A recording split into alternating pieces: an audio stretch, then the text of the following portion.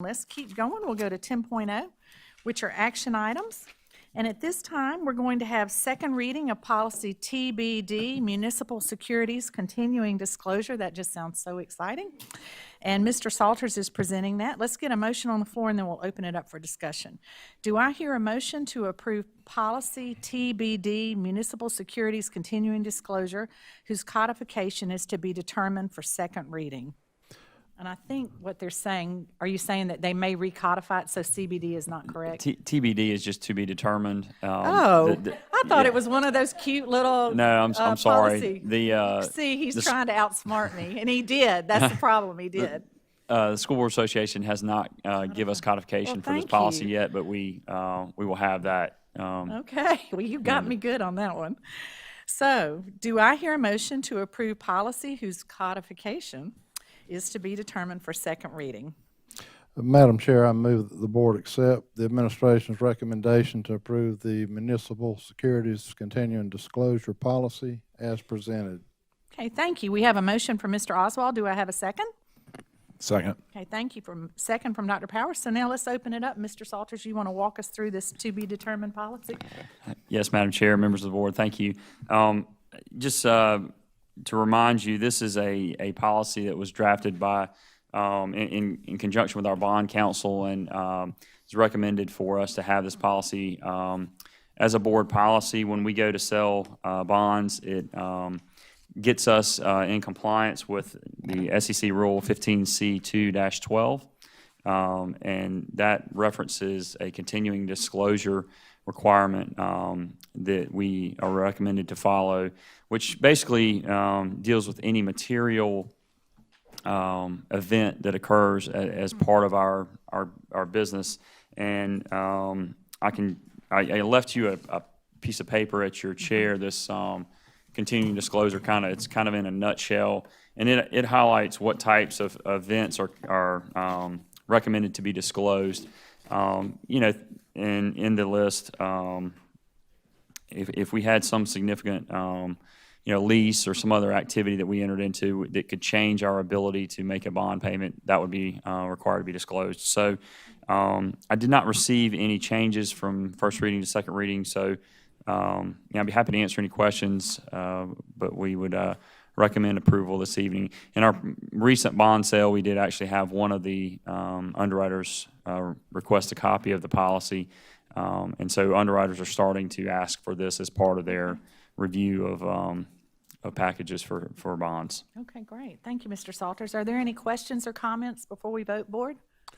I presume this obviously helps us achieve a good rate on the bonds as well. I mean, this in place. It does give some security. That's correct. It does give a comfort level to those looking at the bonds. That is correct. Does this apply just to capital funds, or would events in our operational budget? Like, I was just thinking, if for some reason some sort of state or federal funding ended, would that? It doesn't apply to those sorts of situations. It could. I guess it could. It's primarily related to any additional debt that you might incur. I guess the best example would be some kind of lease. Like if we went out and did a big computer lease or something like that, and changed our position or our commitment ability to pay our investors, that would be primarily what it was for. So you could have a lease on the general fund side, I guess, that could impact that. Do we know when the codification will be completed so it can be uploaded? I do not. I'll pass that on to you as soon as I get that information. Do we have a method for doing that, Mary Beth, where if it's not codified, we have a place to put it, to pin it until it is codified? So we're going to actually have that more than once in the upcoming months. So we're the first district that has asked for this, but the School Board Association is in full support, and they'll actually assign a codification to it, and then anybody else who asks for it will use ours as the model policy. Okay, great. I just, if we had constituents that wanted to look this up, they could find it. It'll go up pretty quickly once we send it to them after it's approved. Okay. And you'll see that we're, in the next few months, we're going to be bringing some other policies that have no codification yet. Okay, great. I'm always a worst case kind of guy. If we fail to do a continuing disclosure Is there like a room at the bottom of the SEC I have to go spend a night in, or what does that look like? Is there a penalty for failure to provide continual disclosure? I don't believe there's a room that they're going to put us in, Good. but it certainly could impact our future bond sales. Okay. And obviously we've been successful recently, and we have a good number of bonds left to sell, and we want to be in the best position to do that. So this is factored into our bond rating? it's part of the underwriting process. They do look at this. As I mentioned, we had one underwriter in the previous sale Right, ask for that. So it is part of that process. Yes, sir. Okay, thank you. Any other questions or comments, board? Hearing none, we'll take a vote. All in favor, please say aye. Aye. Any opposed? The motion carries and it is unanimous. We are now going to 10.2, which is a waiver for online administration of South Carolina College and Career Ready Assessments, which is called South Carolina Ready. Dr. Phillips is presenting this. He's the Assessment and Accountability Director.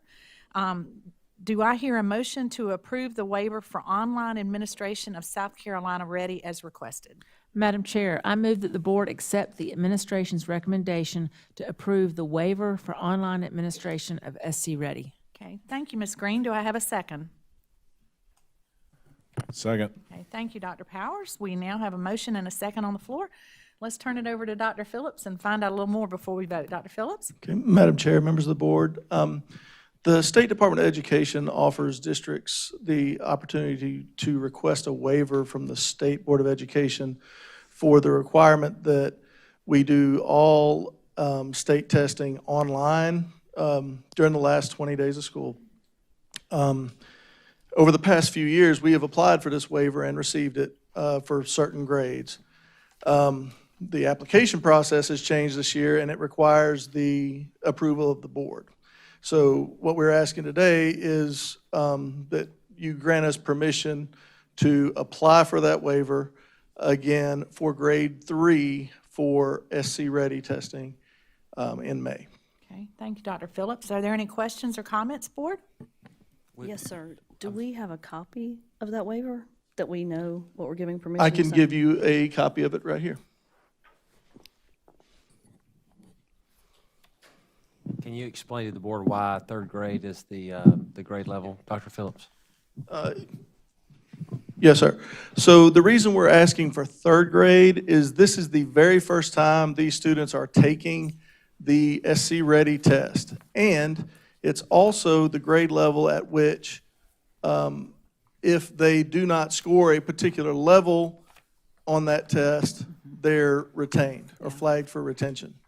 And so we want to make sure these students take that test in the most familiar and welcoming format that they can. And so at the recommendation of the overwhelming recommendation of our principals, we're requesting that grade 3 be the grade in which we do this.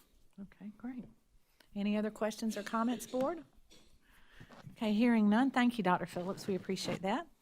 We have a motion on the floor. Do all those in favor of the motion as presented, please say aye. Aye. Any opposed? I haven't had time to read this yet. Okay. Do you just want to, do you want to abstain? No, I mean, I would think everyone would want to read it to see exactly what it says before they vote to approve something. I mean, I could be wrong. In that case, I'll just vote no. Whatever you want to do. If everyone Ms. else Garris. wants to vote yes, that's fine. I mean, you can ask for a vote. I'm just going to vote no. Or we can table the matter until we've had a chance to read it. That's left up to you.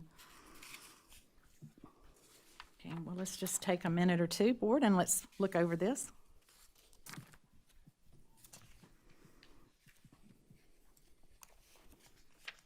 I think the motion passed, didn't it?